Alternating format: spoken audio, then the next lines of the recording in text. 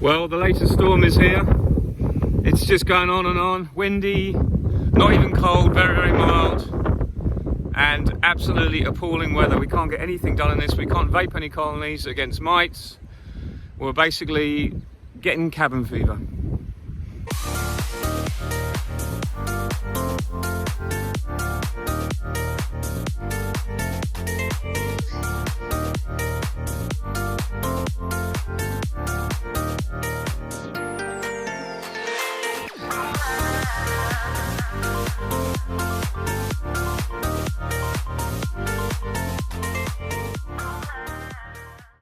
What I want to talk about today is winter losses. First of all,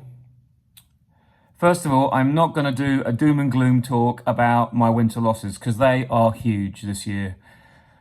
I'm not going to hide the fact.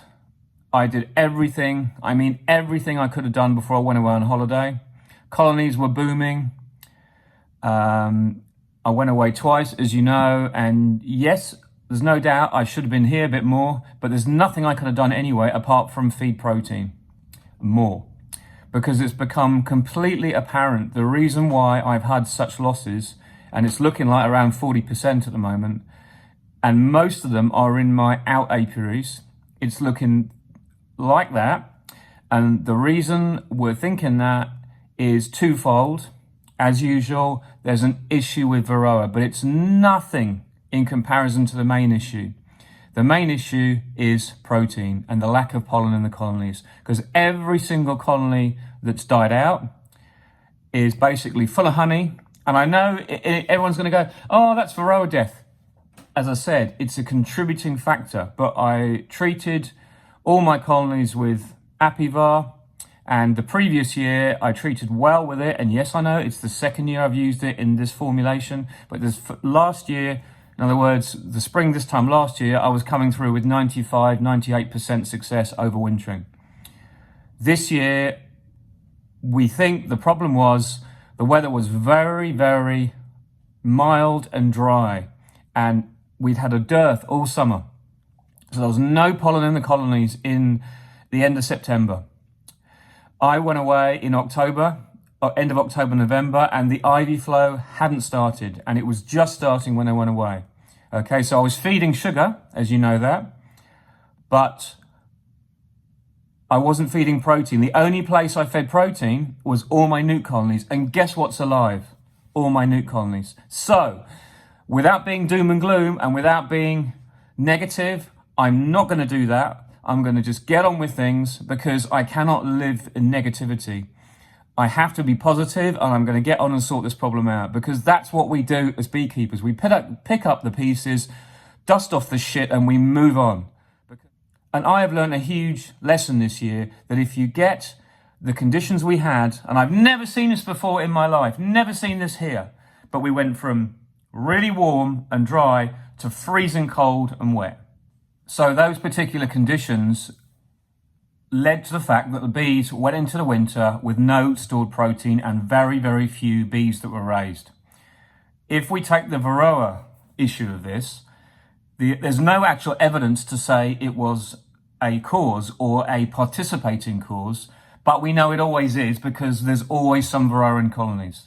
Okay, and for a start, there's no deformed wing virus, which I know is only one of the indications, because there's maybe 10 viruses that Varroa will give to the bees.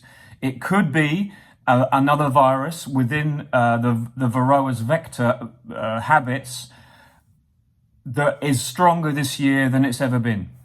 But I don't think so, because we're not seeing some colonies booming, some colonies very, very weak but still alive, and with other associated issues. There's no sick-looking bees. They're just either healthy-looking bees or they're not there and they're dead. And when colonies are dead, they're full of honey, and there's very, very, very few bees left in that colony. A tiny amount, maybe 10 or 15. Because what's happened is the colony has got to a point where it can no longer sustain itself. The bees can no longer raise brood because they can't warm it enough. The queen slows down. She's virtually redundant. It's just a doom and gloom scenario. So with the Varroa really out of the main blame game, the only other issue is possible disease that I haven't seen, but we've looked at the possibility of some form of nosema. We haven't done microscope tests, but there's no evidence of feces on frames or feces outside the door. It's all clean. There's nothing in any apiary I've had to say that is. And I know there is this theory, but sometimes the queen can get it, and Nosema serrana, and the queen can get it apparently, and you don't see it.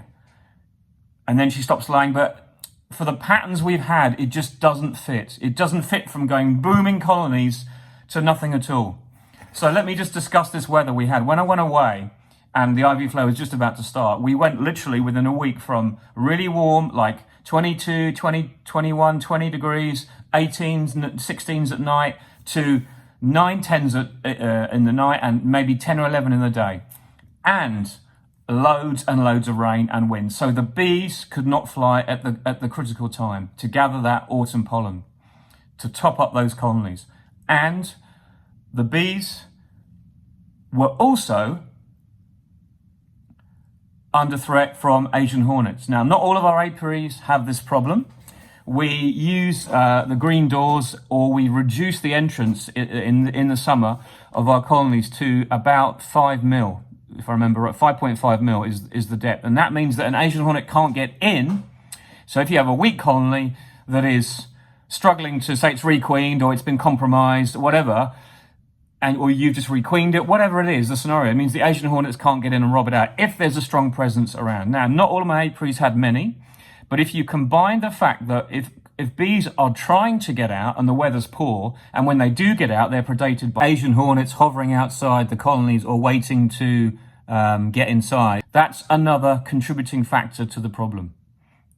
So we're looking at very, very poor nutrition, no foraging available, and suddenly the temperature's crashing and the presence of Asian hornets outside the colony. And that has led to the catastrophic collapse of many of my colonies. I cannot find any other reason why.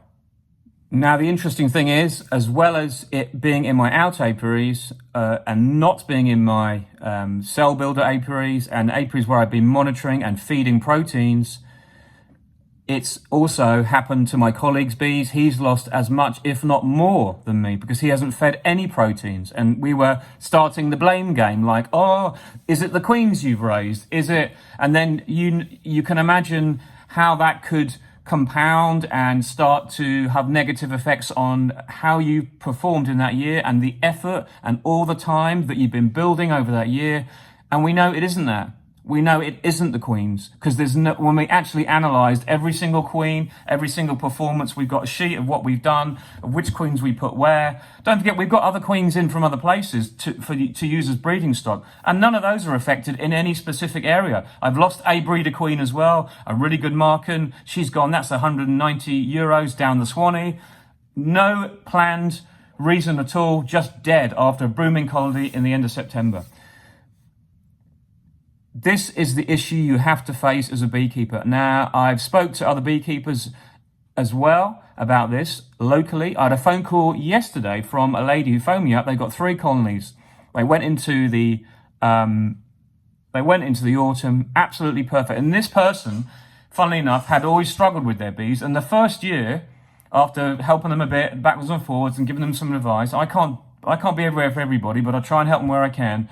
They kind of got it under control. They worked out that if they did treat for mites at the right time of year in the dearth, just after the honey flow has finished, they treated for mites early, they got their numbers down, like we all try and do before the winter bees are made.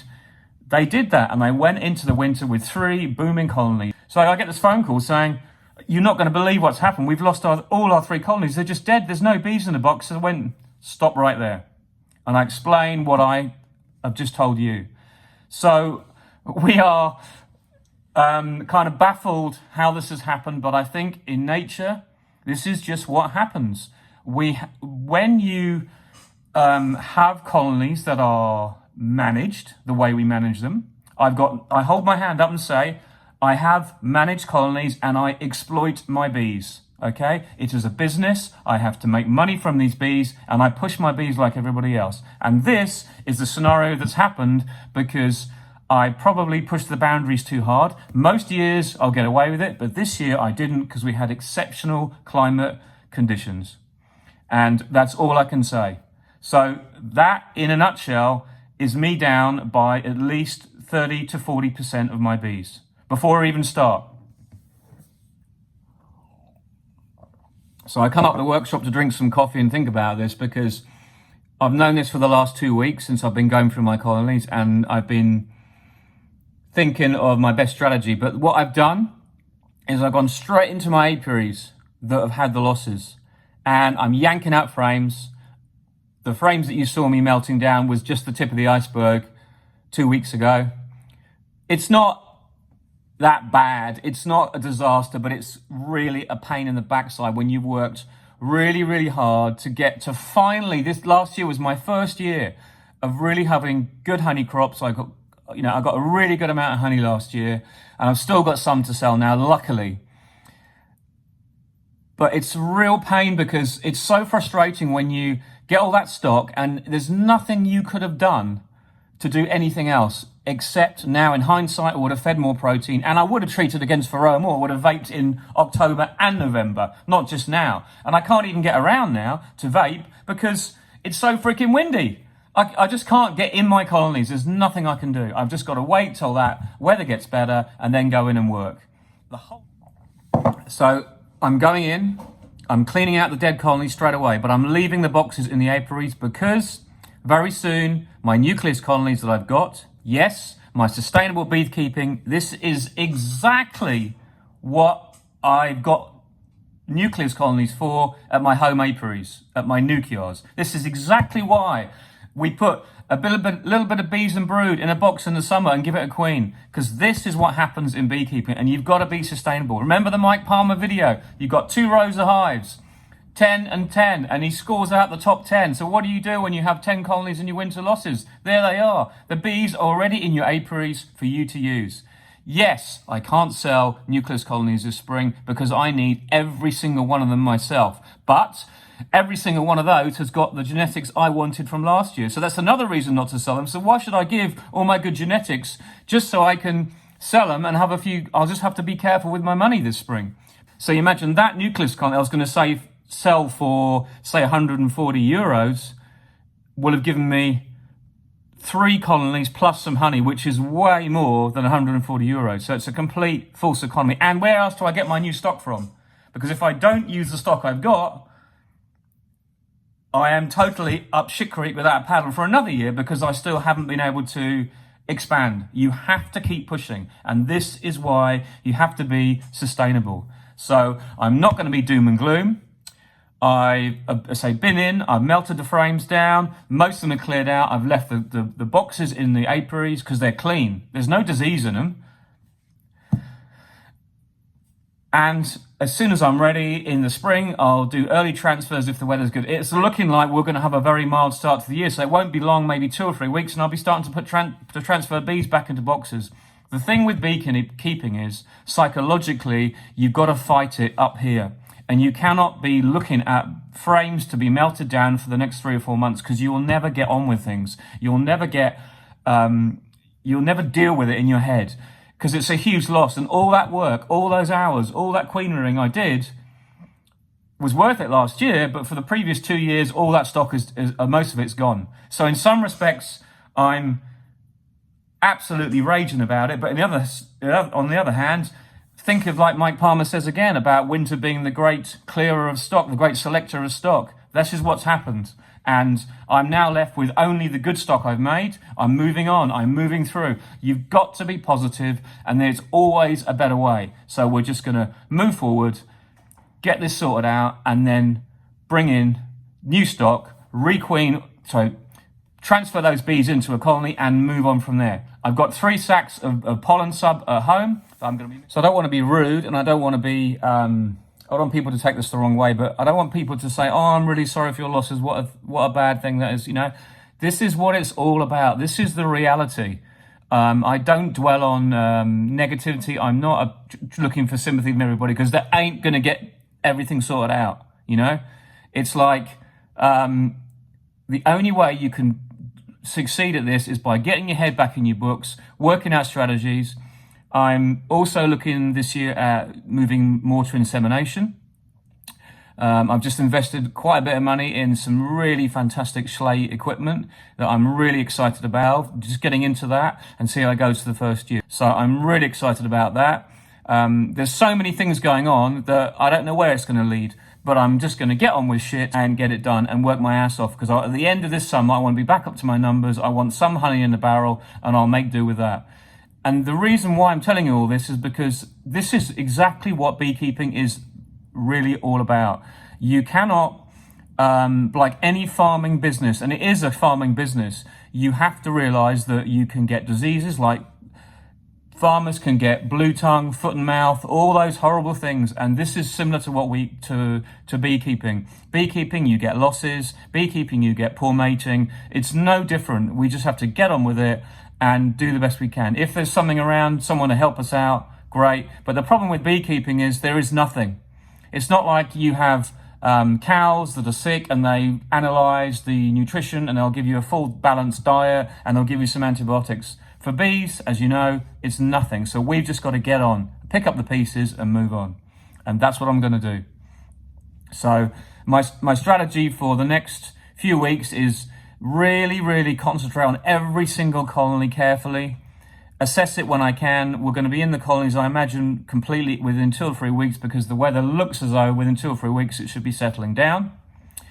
And then we're going to put pollen sub on. Then we're going to be looking to really nurture everything as best we can to get those numbers back up. It's going to take a while. It's just going to be the best thing I can do. The other thing to remember is as well, if you have a year where you lose a lot of colonies, a lot of the stock that does remain is slow to get going. And the reason why it's slow to get going is because there's this theory that obviously the autumn bees that are made in the autumn and winter, going into the winter, have got to live through that whole of November, December, January, February, March. And it's not until you get the bees from the winter transferring that baton over to the spring bees as they're born. And that's that crucial time we talk about spring build-up, where if you get great spring build-up, you got plenty of nutrition in the colony, and the colonies explode because those winter bees are clean, they're disease-free, they're strong, and they've been winterized properly. Where this year, it's been so mild that those bees, for a start, were underfed in the autumn. There's not many of them because there wasn't a lot of protein to make many winter bees, so the colonies were small.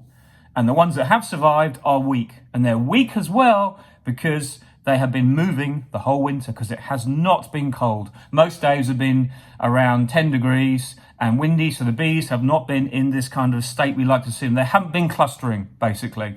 And we all have heard the evidence to say that bees stored about 5, 4, 6 degrees, they overwinter much better and much more economically than bees that are at a higher temperature, like say 8 to 10 degrees, or much colder, because when they're much colder, they tend to burn more honey.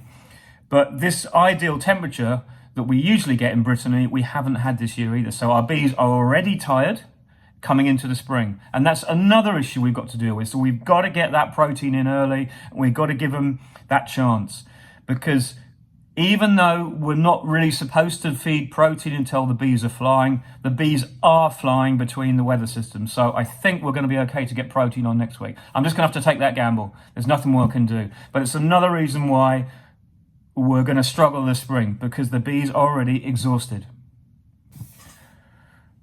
And that's the reason why I've done these videos. So you can hopefully have an insight into the actual realities of becoming a professional beekeeper. Because I have nothing to hide. I'm just happy to do this. I love the job. But it has some huge difficulties this year, you know. That's all you can really say, but it highlights what it is all about. And I've got to work towards never having a scenario like this again. So in some respects, it's been a huge learning curve again for me this year. You know, this is my kind of 4th year with, I think, over 60 colonies.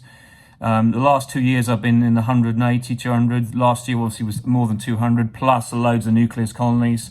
So I've grown every year, and every year I've managed to grow, and I had a lot of losses 2 years ago. before I started treating at the right time against mites and managing mites properly. So I know this isn't really a mite problem. I know this is another problem, but it's all because we have to push our bees hard.